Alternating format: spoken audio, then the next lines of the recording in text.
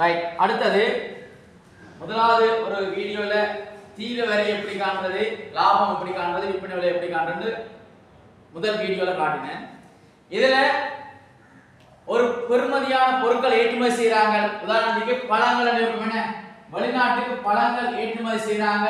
ரூபாய் 3 லட்சம் ரூபாய் பெருமதியான பழங்கள் ஏற்றுமதி செய்யறாங்க.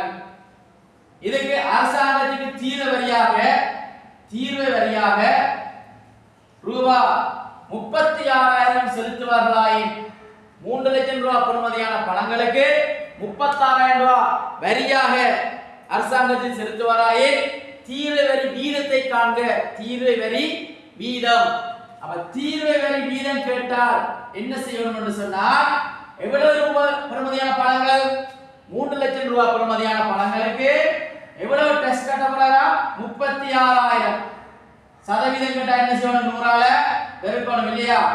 பாருங்க, 3 செவர் இந்த 2 செவர் மூ 1 மூ 12 என்ன சுருக்கெல்லாம் ஈஸியா இருக்கணும். 12 12 எத்தனை வீதம்? அப்ப 12 வீதம் தீர்வு வரியாக அறவிடப்படும் இல்லையா?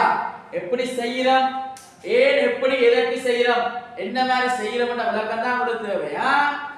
ஓகே, அதாவது தீர்வு வரி வீதம் எப்படி காண்றது? ஓகே தானே? விளங்கினா லைக் பண்ணுங்க, சப்ஸ்கிரைப் பண்ணுங்க.